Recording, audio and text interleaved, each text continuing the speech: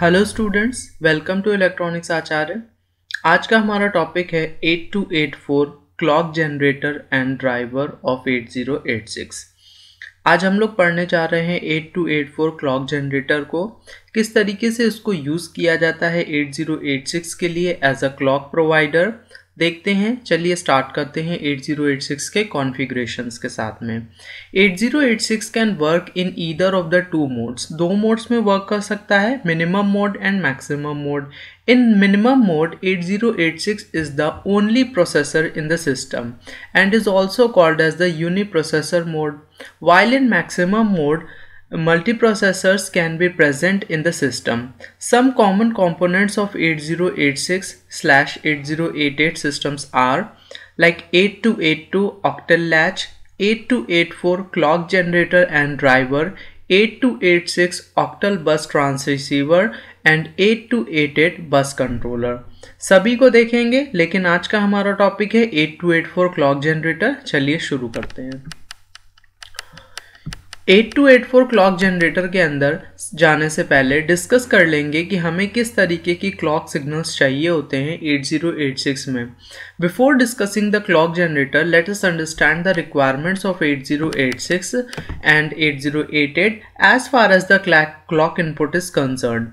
The figure shows below shows the clock signal required by 8086 with all the standards time level. देखिए figure क्या कह रहा है।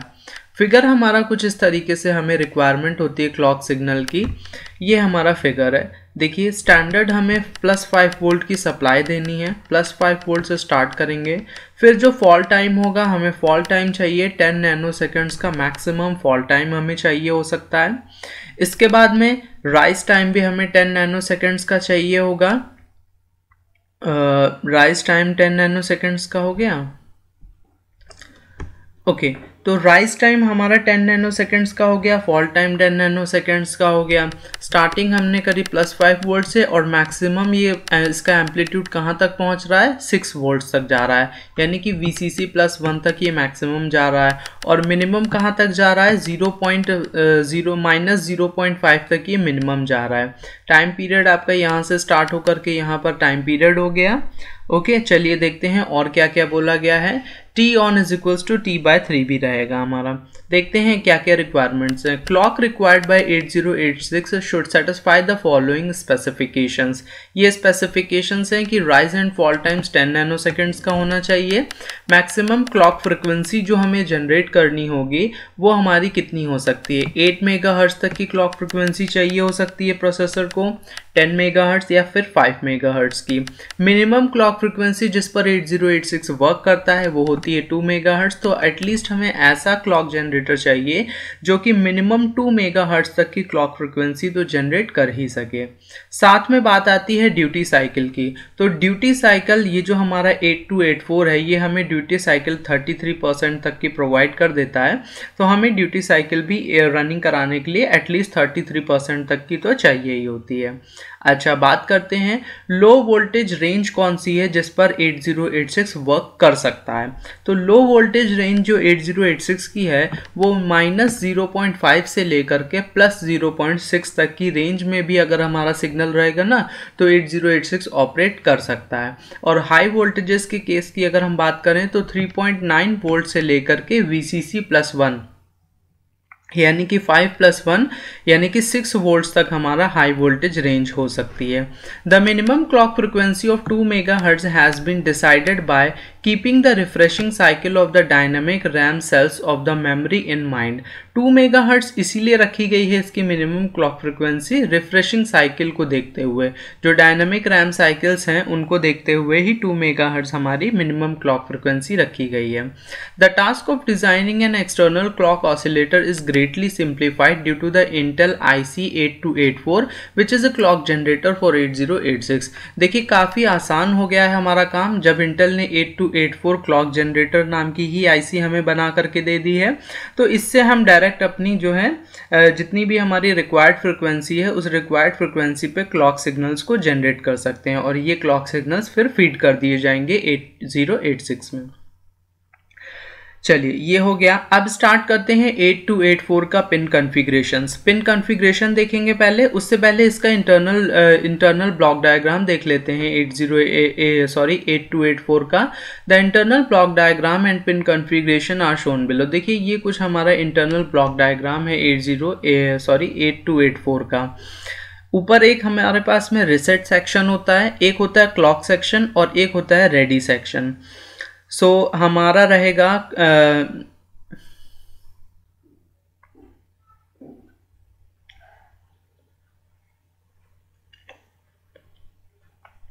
ठीक है, आप यहाँ पर देख पा रहे हैं कुछ पिन्स हैं, जैसे कि हमारी रीसेट पिन हो गई, X1 X2 पिन हो गई, फ्रीक्वेंसी पिन हो गई, EFI हो गई, क्रिस्टल सिंक हो गया, रेडी पिन हो गई, AEN1 हो गया, ready to AEN2, asynchronous pin हो गई, और इधर हमारी रेडी हो गई, क्लॉक हो गई। तो देखिए इधर जो राइट हैंड साइड में है वो हमारी आउटपुट पिन्स दिखाई पड़ रही हैं, और लेफ्ट हैंड साइड में जो है वो हमारी इनपुट पिन्स दिख रही हैं।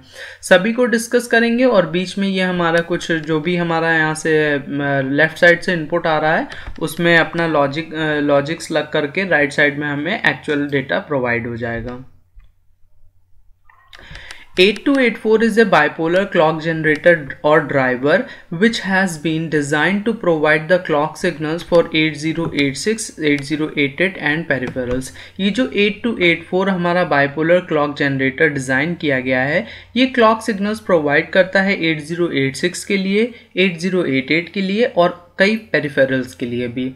This chip mainly produces the following 3 signals. कौन कौन से 3 सिग्नल्स हैं?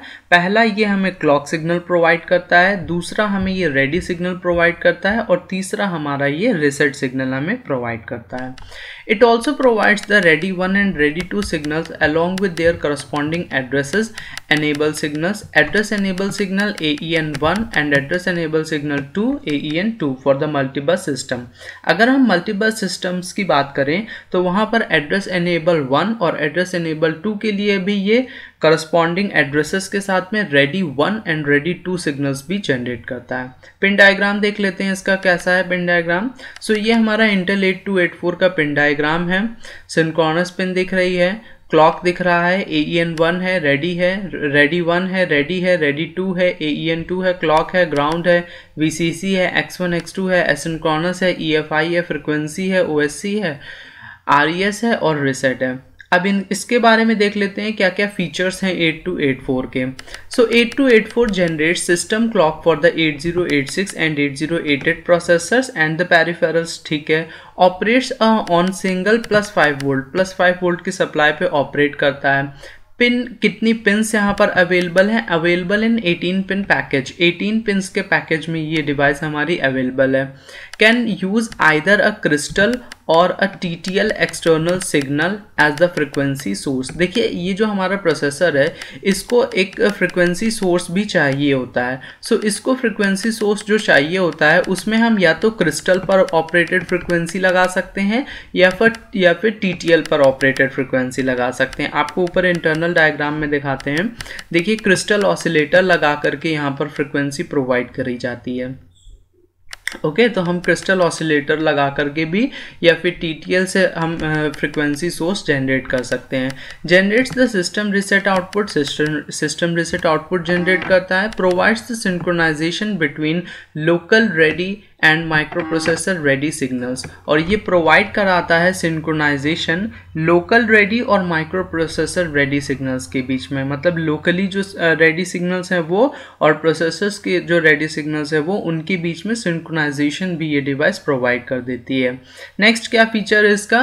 Capable of clock synchronization with other 8284 chips. 8284 हम और भी ज़्यादा 8284 चिप्स के साथ में सिंक्रोनाइजेशन करा सकते हैं उनकी क्लॉक्स को लेकर भी। तो ये कैपेबल है अदर 8284 चिप्स के साथ में भी। अब एक एक करके इसमें जितने पिन्स हैं उन सभी पिन्स को डिस्कस कर लेंगे। Descriptions of the operations on the various pins. जो हमारी ये 18 पिन्स हैं, इन 18 पिन्स में से जो VCC और ग्राउंड इनका तो आपको पता ही है की सप्लाई देने के लिए ये दो पिन्स हैं। बाकी X1 X2 पिन क्या करती है, फिर एसिंक्रोनस पिन क्या करती है, सभी चीज़ को डिस्कस करते हैं। सो फर्स्ट टाइप की हमारी जो इनपुट पिन्स आती हैं वो आती हैं X1 X2 and asynchronous pin. Pin number 17, 16 and 15। 17 पे X1 अवेलेबल है, 16 पे X2 है एंड पिन नंबर 15 पे एसिंक्रोनस पिन है। These are the input lines of 8284. 8284 के लिए ये तीनों पिंस इनपुट लाइंस हैं। X1 and X2 are input between which the crystal is actually connected. X1 और X2 ये इनपुट लाइंस हैं जहां पर एक्चुअली एक क्रिस्टल को कनेक्ट किया जाता है। ऊपर फिगर में आपको दिखाया था, इसी के बीच में क्रिस्टल कनेक्ट किया जाता है। एसिंक्रोनस पिन का क्या रोल है? Asynchronous pin gives the information regarding the synchronization provided to the inputs. और जो एसिंक्रोनस पिन हमारी है वो इंफॉर्मेशन देती है सिंक्रोनाइजेशन के बीच में, जो हम इन्हें इनपुट्स में लगाए हैं, इनपुट्स उनके बीच में कैसा सिंक है, ये हमारी एसिंक्रोनस पिन पे इंफॉर्मेशन दी जाती है। It is an active low pin then 2 stage synchronization is provided. ये एक्टिव लो पिन है, मतलब जब हम इस पे 0 देंगे तब ये हमारी एक्टिवेट हो जाएगी और 2 स्टेज सिंक्रोनाइजेशन हमें प्रोवाइड करेगी। Otherwise for active high signal single stage synchronization is provided. Single stage synchronization ये हमें एक्टिव हाई सिग्नल पे प्रोवाइड करती है और एक्टिव लो पर हमें ये 2 स्टेज सिंक्रोनाइजेशन प्रोवाइड करती है। ये जो एसिन पिन है ये हमारी 2 स्टेज सिंक्रोनाइजेशन प्रोवाइड करती है जब एक्टिव लो होती है, और एक्टिव हाई होने पे सिंगल स्टेज सिंक्रोनाइजेशन प्रोवाइड करती है। These 3 inputs are interfaced to the internal oscillator of 8284। इन तीनों इनपुट्स को इंटरनली इंटरफेस किया गया है 8284 के इंटरनल ऑसिलेटर्स के साथ में।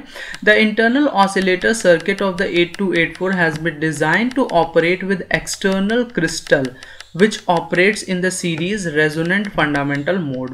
देखिए जो इंटरनल ऑसिलेटर है और उस इंटरनल ऑसिलेटर्स के साथ में इस तरीके से 8284 को डिज़ाइन किया गया है कि वो एक्सटर्नल क्रिस्टल ऑसिलेटर के साथ में भी ऑपरेट कर सके, जो कि हमें सीरीज में रेजोनेंट फंडामेंटल मोड्स प्रोवाइड करेगा।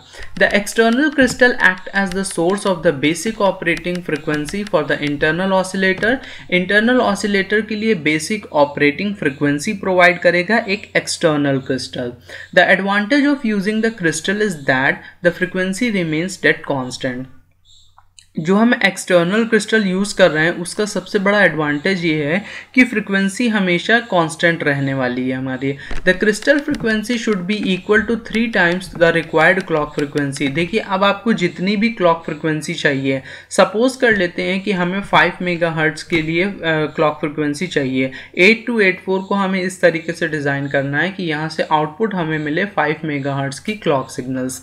तो अगर हमें 5 मेगाहर्ट्ज़ का clock signal as a output चाहिए 8284 से, तो हमें जो क्रिस्टल फ्रिक्वेंसी देनी पड़ेगी 8284 को वो हमें 15 मेगाहर्ट्ज़ की देनी पड़ेगी। ठीक है, तो ये चीज़ ध्यान रखनी है कि 3 times the required clock frequency से 3 टाइम्स हमें क्रिस्टल फ्रिक्वेंसी यहाँ पर प्रोवाइड करनी पड़ती है। इसके बाद में आते हैं, अब हमारा ये 3 पिन्स कंप्लीट हो गई। पिन नंबर 14 की बात करते हैं। इस पिन को बोलते हैं EFI। EFI meaning external frequency input. External frequency input मतलब एक बार फिर से एक पिन और आ गई है जिसमें एक्सटर्नल फ्रिक्वेंसी को as a input signal use किया जा रहा है। So pin number 14 acts as the external frequency source input if the user has another high accuracy frequency source. अगर यूज़र के पास में एक और हाई एक्यूरेसी का फ्रिक्वेंसी सोर्स है या फिर एक्सटर्नली वेरिएबल फ्रिक्वेंसी सोर्स है और a common source for driving multiple 8284 ICs, या फिर एक कॉमन सोर्स है 8284 आईसीज को ड्राइव करने के लिए, then he has to connect that source to EFI input. तो उसको वो कनेक्शन EFI इनपुट पे देना होगा। The external frequency source connected at the EFI input should fulfil the following requirements. अब देखिए जो EFI पिन है मतलब एक्सटर्नल फ्रिक्वेंसी इनपुट जो हमारी पिन है, इस पिन पे जो हम सिग्नल प्रोवाइड करने वाले हैं, जो फ्रिक्वेंसी सोर्स हम यहाँ पर देने वाले हैं, उस फ्रिक्वेंसी सोर्स के भी कुछ रिक्वायरमेंट्स हैं। क्या रिक्वायरमेंट्स हैं? तो पहला रिक्वायरमेंट आता है it must have 50% duty cycle. इसकी ड्यूटी साइकिल एटलीस्ट 50% होनी चाहिए। It should be TTL compatible. TTL compatible होना चाहिए, its frequency should be equal to 3 times the desired clock frequency. Again 3 times यहाँ पर भी हमें फ्रीक्वेंसी देनी पड़ेगी जो डिजायर्ड फ्रीक्वेंसी है। ओके, नेक्स्ट बढ़ते हैं पिन नंबर 12 पे। तो पिन नंबर 12 हमारी है OSC पिन से। OSC में स्टैंड्स फॉर ऑसिलेटर आउटपुट। अब इस ऑसिलेटर से जो आउटपुट हमें मिल रहा है उस पिन की बात कर लेते हैं। This is an output pin for the 8284। 8284 से ये आउटपुट पिन है। ओके, मतलब ये आउटपुट सिग्नल देगी। It is the TTL level output of the internal oscillator circuit. TTL level का यहाँ से आउटपुट निकलेगा। The frequency of the signal obtained at this pin is equal to the frequency of the crystal. यहाँ से जो frequency हमें मिलेगी वो फ्रीक्वेंसी इक्वल होगी क्रिस्टल फ्रीक्वेंसी के, that is 3 times the desired clock frequency. मतलब ऑसिलेटर आउटपुट से जो हमें आउटपुट मिलने वाला है वो 3 टाइम्स डिजायर्ड क्लॉक फ्रीक्वेंसी से 3 टाइम्स मिलेगा डिजायर्ड क्लॉक फ्रीक्वेंसी का। मतलब जैसा हमने ऑसिलेटर्स के थ्रू इनपुट दिया था वही हमें ऑसिलेटर्स से यहाँ पर आउटपुट भी मिल रहा है। नेक्स्ट हमारी पिन नंबर 13 की बात करते हैं। पिन नंबर 13 पर हमारा है फ्रीक्वेंसी और क्रिस्टल सेलेक्ट। देख रहे हैं फ्रीक्वेंसी के ऊपर कोई बार नहीं लगा है, क्रिस्टल के ऊपर बार लगा हुआ है। सो फ्रीक्वेंसी और क्रिस्टल अब आप समझ गए हैं इसका क्या मीनिंग है। Frequency and crystal is pin number 13 of 8284। 8284 की ये पिन नंबर 13 है। It is the clock source select input. Clock source का ये सेलेक्ट इनपुट है। If F/C bar is equal to 0, अगर इस पिन पे हम 0 सिग्नल देते हैं then the processor clock signal is produced by using the crystal as the clock source. तब जो प्रोसेसर के लिए क्लॉक सिग्नल प्रोड्यूस किया जाएगा वो प्रोड्यूस किया जाएगा क्रिस्टल को लेकर के। जो हमने क्रिस्टल दिया है उस क्रिस्टल को यूज़ किया जाएगा एज द क्लॉक सोर्स। देखिए अगर F/C बार की वैल्यू अगर 0 दी है तो इसका मीनिंग सीधा सीधा हो गया कि हमने क्रिस्टल को सेलेक्ट किया है। तो अगर क्रिस्टल को सेलेक्ट किया है तो इसका मीनिंग ये है कि जिस प्रोसेसर के लिए 8284 हमें आउटपुट सिग्नल क्लॉक सिग्नल दे रहा है वो क्लॉक सिग्नल प्रोड्यूस किसकी हेल्प से होगा, तो ये क्लॉक सिग्नल प्रोड्यूस होगा क्रिस्टल की हेल्प से। Okay, whereas if F/C is equals to 1, लेकिन वहीं पर अगर F/C जो पिन है उस पर अगर 1 इनपुट दिया गया then the external source connected at EFI pin is used for the generation of the processor clock. तब हमारा क्या होगा, तब हमारी EFI पिन को यूज़ किया जाएगा, तब हमारी पिन EFI को यूज़ किया जाएगा for the generation of processor clock. Processor की क्लॉक को जनरेट करने के लिए EFI पिन पे जो हमने सिग्नल दिया था ना उसको यूज़ किया जाएगा प्रोसेसर की क्लॉक जनरेशन में। ओके, तो अगर यहाँ पे वैल्यू 0 दी गई है मींस क्रिस्टल को सेलेक्ट किया गया है as the clock source, and अगर यहाँ पर वैल्यू 1 दी गई है तो हमने EFI एक्सटर्नल फ्रीक्वेंसी इनपुट को यूज़ किया है। नेक्स्ट बात कर लेते हैं क्लॉक इनपुट पिन नंबर 18 की। This is again an output pin and the processors clock signal is available on this pin. ये भी एक आउटपुट पिन है और प्रोसेसर के लिए जो क्लॉक आपको सिग्नल मिलने वाला है वो पिन नंबर 8 से मिलने वाला है। Therefore the clock pin is actually connected to the clock input of the 8086 processor. इसलिए ये जो क्लॉक पिन है उसको कनेक्ट करते हैं हम 8086 के क्लॉक इनपुट से। It is also used by all those devices which are connected directly to the processor bus. Processor की बसेस के साथ में जितनी भी डिवाइसेस कनेक्ट करी गई हैं उन डिवाइसेस के साथ में भी इसी क्लॉक सिग्नल को कनेक्ट किया जाएगा। The frequency of the rectangular signal obtained on the clock output pin is equal to 1/3 of the crystal frequency और EFI इनपुट फ्रीक्वेंसी। इस क्लॉक सिग्नल पिन नंबर 8 पर जो क्लॉक सिग्नल हमें मिल रहा है वो एक्चुअली में सिग्नल है जो प्रोसेसर को रन कराने के लिए हमें चाहिए। मतलब कि जब हमने बोला था कि 15 मेगाहर्ट्ज़ का हमें सिग्नल देना पड़ेगा EFI पे तब हमें जा कर के 5 मेगाहर्ट्ज़ का सिग्नल आउटपुट पे मिलेगा, तो वो यही वाला हमारा पिन है जहाँ से हमें आउटपुट मिल रहा है। The duty cycle of the clock signal is 33.33%। यहाँ पर जो ड्यूटी साइकिल है इस क्लॉक सिग्नल की वो 33.33% है जो बिल्कुल परफेक्ट है हमारे 8086 के लिए। That means the on time is 1/3 as the total time। तो जो on time है जितने टाइम पर ये क्लॉक हमारी ऑन रहती है वो ऑन टाइम जो हमारा है वो बिल्कुल 1/3 दिया गया है। The output high logic level of 4.5 volts with VCC is equals to 5 volts is provided for driving the MOS devices। अब यहाँ पर 4.5 volts प्रोवाइड करके MOS devices के लिए भी हम इसमें क्लॉक सिग्नल्स अपना ले सकते हैं। नेक्स्ट हमारी पिन नंबर 2 की बात करते हैं। पिन नंबर 2 पर हमारे पास में है पेरिफेरल क्लॉक। पेरिफेरल क्लॉक है हमारे पास पिन नंबर 2 के लिए, मतलब कि जितनी भी एक्सटर्नल डिवाइसेस हैं, जितनी भी पेरिफेरल्स हैं, उन पेरिफेरल्स के लिए क्लॉक सिग्नल हमें मिलता है पिन नंबर 2 से, that is peripheral clogged output. Again ये भी एक आउटपुट पिन है। On this pin TTL level clock signal which is required for the peripheral devices is produced. Peripheral devices को जो क्लॉक सिग्नल चाहिए वो यहाँ से लेंगे। The PCLK signal frequency is half that of the clock frequency and has a duty cycle of 50%।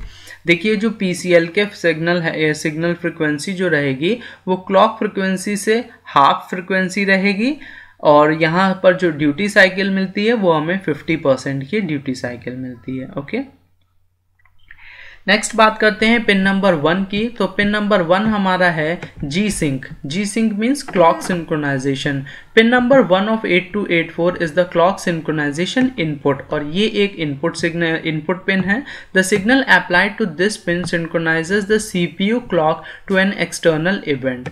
ये जो signal यहाँ पर अप्लाई किया जाता है वो CPU की क्लॉक को एक्सटर्नल इवेंट से सिंक्रोनाइज कर देता है। Such a synchronization is essential because the T state of the internal divided by 3 counter of 8284 is indeterminate at the time of power on।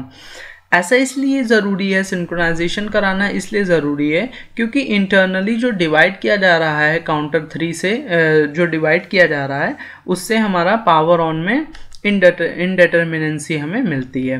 When C sync is equals to 1, जब C sync की value 1 है, the CLR and PCLK, sorry ये इसको CLK कर लीजिए, the clock and peripheral clock output signals are forced to become 1। जब C sync की value 1 रखी जाती है तो क्लॉक और पेरिफेरल क्लॉक दोनों के ही सिग्नल फोर्स कर दिए जाते हैं 1 होने के लिए। And when C sync is equals to 0, then the next positive clock from the selected frequency source means crystal or EFI will start the clock generation, clock and peripheral clock signals। और अगर सी sink को 0 किया गया, मतलब CPU sink को अगर हम 0 कर देंगे तो जो नेक्स्ट पॉजिटिव क्लॉक हमें यहाँ से मिलना शुरू होगी सेलेक्टेड फ्रिक्वेंसी सोर्स से, मतलब क्रिस्टल से या फिर EFI से, तब हमारा क्लॉक जनरेट होगी उसके 8086 के CPU के लिए और पेरिफेरल्स के लिए। C-Sync should be active for at least 2 periods, और 2 periods के लिए C-Sync हमारा active रहता है of the selected frequency source if the EFI is the selected frequency source। अगर हमने EFI को select कर रखा है then the C-Sync needs to be externally synchronized with the EFI। तो C-Sync को हमें externally synchronize करना होगा EFI के साथ में। मीनिंग अगर हमने EFI को सेलेक्ट कर रखा है अपने फ्रिक्वेंसी सोर्स के साथ में, और तब हमारा जो सी सिंक होगा वो एक्सटर्नली सिंक्रोनाइज कर देगा EFI के साथ में। If the crystal is selected frequency source then C sync pin should be hard wired to ground. और अगर हमने क्रिस्टल को सेलेक्ट कर रखा है एज द फ्रिक्वेंसी सोर्स तो सी सिंक पिन को हमें हार्ड वायर करना होगा ग्राउंड पर, मतलब हमें सी सिंक को 0 कर देना होगा जब हम क्रिस्टल को यूज़ कर रहे होंगे, और सी सिंक की वैल्यू हमें 1 रखनी होगी जब हम EFI को एज अपना सोर्स यूज़ कर रहे होंगे। ओके, नेक्स्ट बढ़ते हैं पिन नंबर 11 पर। पिन नंबर 11 हमारी है reset in pin. So RES stands for reset input. Reset input के लिए RES स्टैंड करता है। अगेन इनपुट हो गया तो इनपुट पिन है। It is use for generating the signals for the processors. ये रिसेट सिग्नल्स जनरेट करने के लिए इसको यूज़ किया जाता है। Again it is an active low input. Active low input है मतलब यहाँ पर 0 देना होगा हमें। एक्टिव लो इनपुट है तो आप इसके ऊपर बार लगा लीजिए। एक्टिव लो इनपुट है। An external RC integrator connected to this pin in order to obtain the power on reset signals of the proper duration। एक हमें एक्सटर्नल RC इंटीग्रेटर कनेक्ट करना होगा इस पिन के साथ में अगर हमें ऑब्टेन करना है रिसेट सिग्नल्स प्रॉपर ड्यूरेशंस के लिए। प्रॉपर ड्यूरेशंस के लिए अगर हमें रिसेट सिग्नल चाहिए तो हमें एक एक्सटर्नल RC इंटीग्रेटर इसके साथ में लगाना होता है। नेक्स्ट बढ़ते हैं हमारी पावर ऑन रिसेट सर्किट पर। When power supply is switched on, power supply को जब हम ऑन कर देते हैं, there are some spikes in its output for some time, तो इसके आउटपुट में थोड़ी देर के लिए कुछ स्पाइक्स देखने को मिलते हैं। This spikes cause the change in the default values of the registers, तो इन स्पाइक्स की वजह से जो डिफ़ॉल्ट वैल्यू होती है रजिस्टर्स की, वो वैल्यू चेंज हो जाती है। अब डिफ़ॉल्ट रजिस्टर्स की वैल्यू, सभी रजिस्टर्स जो होते हैं हमारे, जितने भी वैल्यूज़ होती हैं सभी रजिस्टर्स की 8086 में, वो 0000 ही रहती है। स्टार्टिंग में जितने भी रजिस्टर्स होते हैं सबकी वैल्यू 0000 रहती है। सिर्फ हमारा कोड सेगमेंट रजिस्टर जो है उसकी वैल्यू FF रहती है। तो ये स्पाइक्स की वजह से उनके अंदर चेंजेस आ जाते हैं। Hence the address of the first instruction fetched by the processor is, तो जो पहली इंस्ट्रक्शन फेच करी जाती है प्रोसेसर के थ्रू, वो पहली इंस्ट्रक्शन फेच करनी होती है हमें FF0 से। The change in these register value altars the behaviour of the processor. अब अगर इन स्पाइक्स की वजह से वैल्यूज़ में चेंजमेंट आ गई है तो बिल्कुल एड्रेस जनरेशन में भी चेंजमेंट आ जाएगी, specially if the code segment and instruction pointer changes. अगर कोड सेगमेंट रजिस्टर के अंदर स्पाइक्स की वजह से चेंजेस आ गए या फिर इंस्ट्रक्शन पॉइंटर की वजह से चेंजेस आ गए तो हम इंस्ट्रक्शन किसी और लोकेशन से उठा लाएंगे। This makes it necessary to implement the power on reset circuit. इसी वजह से हमें पावर ऑन रीसेट सर्किट को स्टार्टिंग में ही चालू करना होता है, which should reset the processor during these spikes, जो कि प्रोसेसर को रीसेट कर देता है इन स्पाइक्स के दौरान, and maintain the register to their default values, और रजिस्टर्स को अपनी डिफॉल्ट वैल्यूज पे मेंटेन रखने के लिए यूज किया जाता है। ओके, तो ये एक और हमारा काफ़ी इंपॉर्टेंट सिग्नल हो गया power on reset circuits. Next आते हैं operation of power on circuit. Power on circuit पर ऑपरेशन किस तरीके, operation of power on the circuit हमारा नेक्स्ट टॉपिक आता है। Figure illustrate power on the reset circuit. Initially the capacitor has no charge across it. ये देखिए figure आप देख पा रहे हैं, power on reset circuit, power on reset circuit का ये फिगर है।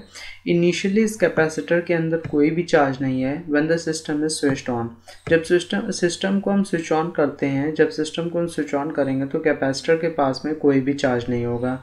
Hence it provides logic 0 on reset pin, तो लॉजिक 0 हमें प्रोवाइड होगा हमारे रीसेट पिन पे, एंड रीसेट इज एक्टिवेटेड, और रीसेट हमारी एक्टिवेट हो जाएगी। Slowly the capacitor is charge through the register, इस रजिस्टर के थ्रू कैपेसिटर धीरे धीरे चार्ज होना शुरू हो जाएगा, and makes the reset pin to logic 1, और उसके बाद में रीसेट पिन हमारी लॉजिक 1 पर हो जाएगी।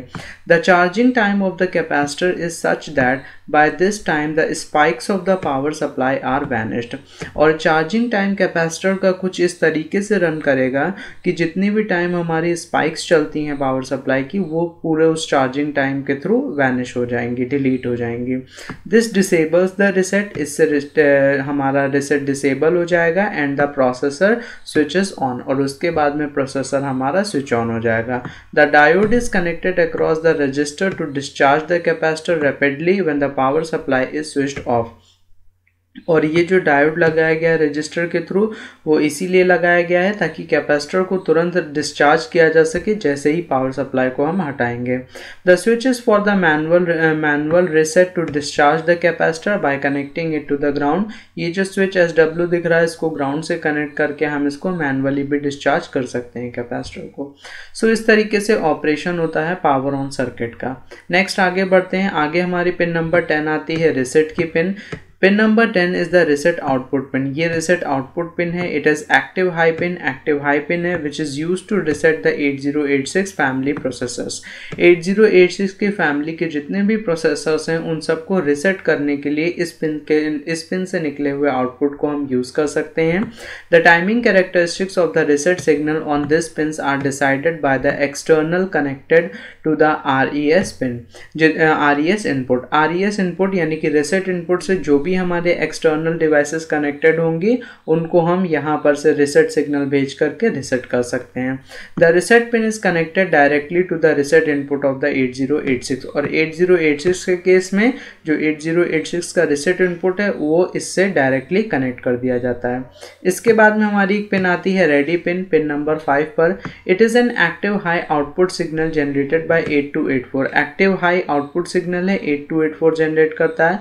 This pin is connected connected to the ready input of the 8086। इसको रेडी इनपुट से कनेक्ट किया जाता है। ये जो हमारी रेडी पिन है इसको रेडी इनपुट ऑफ 8086 से कनेक्ट किया जाता है। The output signal synchronized with the two ready input signals ready 1 and ready 2 of 8284। Okay, next इसके बाद में रेडी 1 और रेडी 2 आते हैं। Ready 1 and ready 2 are the input signals available from the external devices pin 4 and pin number 6 respectively. Pin number 4 पे ready 1 हमें available है, pin number 6 पे रेडी 2 अवेलेबल है, दोनों इनपुट सिग्नल्स हैं। When an external device wants to introduce a wait T state for the proper data transfer, जब proper data transfer के लिए आप लोग को पता है वेटिंग स्टेट में हमें जाना पड़ता है, तो जब वेट स्टेट में जाएंगे तो वहाँ पर इनका यूज़ किया जाएगा for proper data transfer. It will activate force to 1 the ready 1 और ready 2 input. A synchronized ready signal will be produced by 8284 and applied to 8086। इसके बाद में जब हमारा रेडी 1 और रेडी 2 हमारे सिग्नल सिंक्रोनाइज कर देंगे तब हमारा ये जो रेडी पिन है वो प्रोसेसर्स को रेडी करा देगी फर्दर ऑपरेशंस के लिए। नेक्स्ट आते हैं हम ANE सिग्नल्स पर। हमारे ANE 1 and ANE 2, these are the active low input signals. दोनों एक्टिव लो इनपुट सिग्नल्स हैं हमारे। These are the enable inputs for the ready 1 and ready 2 inputs। ready 1 और ready 2 inputs के लिए ये enable signal है। address enable इनका नाम होता है, acronym stands for address enable। a low ANE 1 signal validates ready 1 and a low ANE 2 signal validates the ready 2 input। देखिए ANE 1 जो है वो रेडी 1 को वैलिडेट करता है, जबकि ANE 2 जो है वो वैलिडेट करता है रेडी 2 को।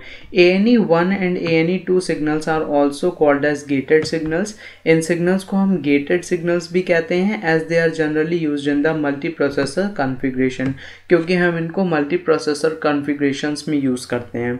तो इतनी ही हमारी पिन्स थी, सारी पिन्स डिस्कस कर दी। अब 8086 के साथ में कैसे इंटरफेस करता है उस इंटरफेसिंग को देखते हैं। सो ये हमारा आ गया इंटरफेसिंग ऑफ 8284 विद 8086। 8284 हमारी पिन्स X1 और X2 के बीच में क्रिस्टल ऑसिलेटर लगा दिया गया है 15 मेगाहर्ट्ज़ की फ्रिक्वेंसी दे करके, जिससे कि क्लॉक पे आउटपुट हमें मिलेगा 5 मेगाहर्ट्ज़ का। उसके बाद में हमने क्या किया है, रिसेट हमने सेटअप किया है, रिसेट सर्किट को सेटअप कर दिया। ये हमारा रिसेट सर्किट हो गया। फ्रिक्वेंसी और हमारा जो क्रिस्टल था उसमें से हमने क्रिस्टल को चूज़ कर रखा है, ग्राउंड इसको दिखा करके क्रिस्टल चूज़ कर रखा है और क्रिस्टल से ही सिंक भी कर रखा है। उसके बाद में यहाँ से हमारे 3 आउटपुट्स निकलते हैं। पेरिफेरल्स के लिए क्लॉक हमारी हो गई वो, रिसेट के लिए हमारी रिसेट सिग्नल हो गया हमारा 8086 के लिए, और क्लॉक सिग्नल हो गया। तो 5 मेगाहर्ट्ज़ का क्लॉक सिग्नल मिल गया। पेरिफेरल्स के लिए इससे डिवाइड बाय 2 सिग्नल हमको मिल जाता है, और पेरिफेरल रिसेट करने के लिए और 8086 को रिसेट करने के लिए हम सेम सिग्नल का यूज़ कर सकते हैं। सो बस इसी तरीके से हमारी क्लॉक जनरेशन होती है, और 8086 का क्लॉक जनरेशन हम इस तरीके से कर सकते हैं। आई होप आप लोग को अच्छा लगा होगा। Thanks for watching, see you again.